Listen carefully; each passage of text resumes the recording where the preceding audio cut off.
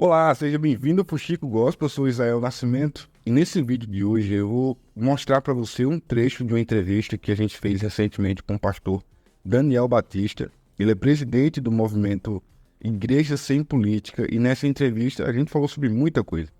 Mas em um trecho específico da nossa conversa, ele fez uma grave acusação contra o pastor Silas Malafaia. É um boato que já tem há muitos anos, né? Há muitos anos já na internet já rola isso. O próprio pastor Silas Malafaia já desmentiu, mas o pastor Daniel Batista voltou a falar sobre esse assunto, em que disse que o pastor Silas Malafaia faz parte da maçonaria, membro da maçonaria. Inclusive, segundo ele, consegue provar com base nos argumentos ou na própria teologia aplicada pelo pastor Silas Malafaia. É um trecho muito importante, um momento muito importante da entrevista que eu queria convidar você para assistir. Depois eu volto aqui para fazer algum comentário, tá bom? Bora ver esse trecho então? Vamos lá? O senhor tem falado muito sobre a maçonaria, inclusive. E aí eu estudei, Sim. até fiz alguns artigos sobre isso. A maçonaria literalmente fundou a primeira igreja batista no Brasil, né? Não é que ela aproximou, ela foi criada dentro da própria loja maçônica, isso lá no século XIX. Só que naquela época era um pouco mais escancarada a coisa. De lá para cá, você tem talvez milhares de pastores batistas que são maçons até assumidos, na Assembleia e outras igrejas também tem, mas eu queria entender do senhor que estuda isso a fundo, por que não há mais essa publicidade em torno dessa amizade que há do protestantismo? Porque eles tiveram que se esconder. Que nem a República foi fundada por eles. O fim da monarquia e o início da República é um fenômeno maçônico. Como o protestantismo é. Agora, só ingênuo acredita que os maçons abriram a República, criaram as leis, criaram as constituições e devolveram isso para o povo. Só ingênuo. Como também acreditar nisso, que as primeiras igrejas, todas elas eram templos maçônicos, e de lá para cá, a presbiteriana, a batista, a Assembleia de Deus, o Macanão, né? Que de lá para cá, toma, é de vocês, nós só ajudamos, vocês estão de brincadeira. Então, assim, para a gente poder entender esse funcionamento, esse mecanismo, que é o que você entrou aí, você tem que entrar no mérito da teologia que eles estão aplicando. Você vai entender que eles são maçons. Qual é a teologia que eles estão aplicando? Que tipo de teologia? Qual o conteúdo? Aí você vai chegar nessa conclusão, que todo esse conteúdo, ele é extraído da chave de ativação que eu falei para vocês aqui, que é o protestantismo. Tá? Então, todos eles estão trazendo à igreja conceitos políticos, materialistas. Você vê que todos eles trabalham a mesma dinâmica de pensamento, de que você tem que ser alguma coisa nesse mundo, de que você tem que ter propriedade, de que você tem que avançar, de que você tem que ser uma pessoa bem-sucedida, realizada, intelectual, formada. Então, todos esses estímulos materialistas estão presentes na teologia atual. Por exemplo, uma pessoa hoje que ela não tem bens, que ela não tem propriedade, que ela não tem família, que ela não tem casamento, que ela não tem capacidade, ela não é uma pessoa. Ela não é abençoada. Esse é o conceito da teologia atual. Entendeu? Então, aonde Jesus pregou isso aí? Aonde está no evangelho dele? Que o que o homem possui, ou que ele herda, defina quem ele é perante Deus. Jamais. O que define um cristão para Jesus é aquilo que sai dele. Sim. É o que está dentro dele. Não aquilo que ele possui. A vida de um homem não consiste naquilo que ele tem no mundo, mas naquilo que ele é por dentro. Daí a gente começa a identificar ainda esse mecanismo por meio desses conteúdos, desses pensamentos. É o trabalho que a gente faz. Nenhum pastor vai assinar uma carta, ó, eu sou maçom. Entendeu? Por exemplo, Silas Malafaia. Eu sei que esse cara é maçom. Eu sei que ele é da ordem, por questão de poder e influência. Mas a teologia que ele passa, que ele introduz, dizendo o evangelho é cultura, o evangelho é esporte, o evangelho é política, porque a igreja está dentro do cosmos, porque a igreja é sociedade. Ele só ativa pensamentos que estão lá na terceira fase. Ele só ativa, ele só introduz elementos calvinistas. Então, todos eles têm a mesma dinâmica e o mesmo conteúdo teológico. É assim que a gente vai, na verdade, identificando quem são os agentes. Mas quem são os representantes. O pastor Silas Malafaia já foi, inclusive, claro, acho que foi um dos únicos nesse nível, né, de grandes lideranças, que fez um vídeo e falou abertamente: eu não sou da maçonaria, até mandou um abraço lá para o pessoal da fraternidade, Então, mas disse que não é. Mas fala para ele falar da maçonaria que nem eu estou falando agora. Ninguém fala, né? Ele não pode. Ele não pode falar, nesse caso. Não pode. Ele pode dizer que ele não é.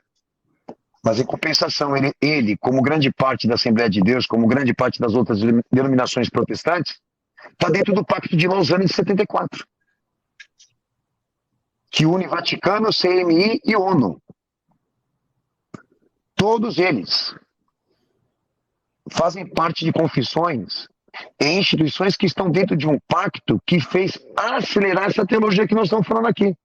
A descentralização de Cristo, por ideias que são materialistas, por ideias que são religiosas. Pô. Então a gente tem que entender que nem a Marcha para Jesus a gente foi, né?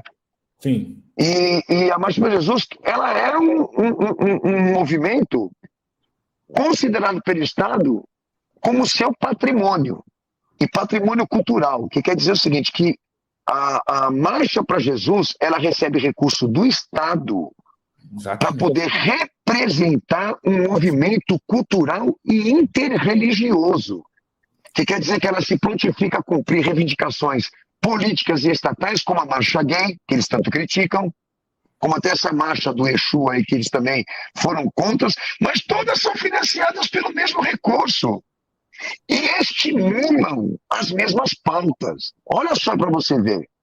Mas eles escondem esse mecanismo dentro do tom moral, dentro dessa briguinha, dessa divisão de debate teológico, mas você sabe que está tudo alinhado porque eles estão cadastrados no mesmo fundo. O Malafaia esses dias mesmo se manifestou contra alguém lá no Estado que questionou a verba que o Estado dá para a Marcha para Jesus lá no Rio de Janeiro. Que eu não sei dizer um montante aí. Por que o Estado ia dar dinheiro para a minha igreja? Para me pregar o evangelho? Você sabe que não. Pastor, eu entrevistei aqui o Daniel Mastral também, e ele também tem essa linha de que a maçonaria, de que a nova ordem mundial, etc. e tal. Mas assim como durante a conversa com ele, eu vejo algumas coisas aqui na nossa conversa que ele não conseguiu provar muito do que ele falou, ou pelo menos não apresentou as provas. Foi um papo muito agradável, mas sem provas, só teorias. O senhor tem provas do que o senhor fala, por exemplo, quando o senhor fala, o Malafaia ele é maçom, a maçonaria... Com base na teologia dele, sim. Tem como provar? Com base na teologia dele, comprometimento teológico e institucional. Essas duas coisas eu afirmo que ele é maçom. Porque ele tem sociedades e ligações com instituições que estão extremamente comprometidas com tudo que eu te falei aqui. E a teologia que ele passa é a terceira fase do calvinismo, que serviu de emancipação institucional para a maçonaria. Se ele prega... Coincidência, não? No caso dele, é cumprimento de protocolo. Agora, eu não entendo essa questão de querer que ele venha dar uma carta assumindo essa posição dentro da maçonaria. Ele nunca vai dar, ninguém vai dar, Israel. Mas observe, o comportamento deles de atuação ministerial destaca a mesma teologia e está ligado às mesmas instituições do plano globalista.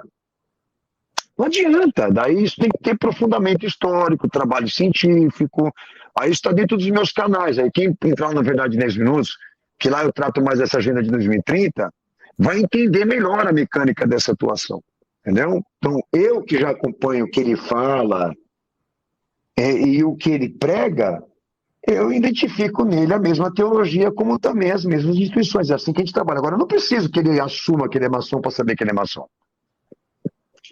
Ele é da ordem e ponto final pela teologia que ele preserva e passa. Ponto. Uma figura que vai a público, entendeu? Se entremeter nos assuntos políticos e querer exatamente fazer presidencialismo de coalizão. Você sabe o que é isso, né? Sim. Presidencialismo de coalizão. Ele costuma atuar o tempo todo constantemente nesses interesses. Então, quer dizer, o que esse cara é? Cristão ele não é, pô. O que ele é, então? Então dê um nome para ele. Porque pastor e cristão ele não pode ser. Nessa linha de atuação teológica e institucional. Entende o que eu tô querendo dizer? Sim. Ok? Já moral, já ele como pessoa, eu não tenho nada a falar, porque eu não pesquiso isso dele. Mas ele, como outros pastores, tem comprometimento teológico e institucional. É assim que a gente trabalha aqui. Se leva a isso, caramba, se leva a chave da ativação do que eu te falei aqui, da fase mais importante da maçonaria, que é a emancipação institucional, por Calvino e Lutero, com os mesmos elementos teológicos que estava lá, e ligação institucional. Caramba, eu ainda vou ter aí na dúvida que esse cara é, e os outros demais. É isso. É. Bom, você não teme que ele lhe processe, não, por conta de uma afirmação como essa? Com base na teologia que ele prega, não. E com base nas ligações institucionais que ele tem também, não. Eu já falo do Malafaia há muito tempo, se você quer saber. É. E desafio ele, faça um processo. Não vai fazer. Porque o meu problema com ele, como com os demais, não é pessoal.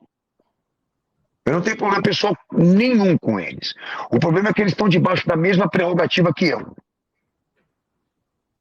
Ponto. Então, o que eu estou falando dele, eu falo de todos. É a mesma teologia, é a mesma base institucional. E a gente trabalha esses apontamentos. Eu queria que ele e os demais me provassem que eles não estão no Pacto de Lausanne de 74. Bom, essa é a fala do pastor Daniel Batista a respeito do pastor Silas Malafaia, segundo ele, ser membro da maçonaria. É claro que, como eu disse no começo, o pastor Silas já negou isso, né, em outras oportunidades. Já vazaram fotos montadas, e aí claramente montadas, apontando que o pastor Silas fizesse parte da maçonaria, e é o que diz o pastor Daniel. Ele não apresenta a prova específica, mas diz que a teologia apresentada por ele, como você viu, já se encaixaria nesse padrão de ser membro, de ser integrante ou de cumprir uma agenda maçônica, digamos assim. Eu quero ouvir você, eu quero ler o seu comentário a respeito disso. Você ficou convencido do que disse o pastor Daniel? Comenta aqui nos comentários. Não sai se dar a tua opinião, acho que é muito importante. E aí eu vou ler o teu comentário, obviamente vou responder cada um deles. Uma observação interessante é que essa entrevista com o pastor Daniel que aconteceu, ela foi a pedido de um internauta, de um seguidor. E eu queria também lhe provocar, né, a deixar nos comentários quem você quer que a gente entreviste, quem você sugere que a gente vá atrás, né, para tentar entrevistar. A gente conseguiu entrevistar o pastor Daniel e foi muito bacana. Inclusive eu vou deixar na descrição desse vídeo um link para você assistir a entrevista completa e também aqui do meu lado, tá bom? Se você vai assistir essa entrevista, eu te encontro lá então. Não sai sem deixar o teu like, sem se inscrever e sem ativar as notificações. Até o próximo vídeo.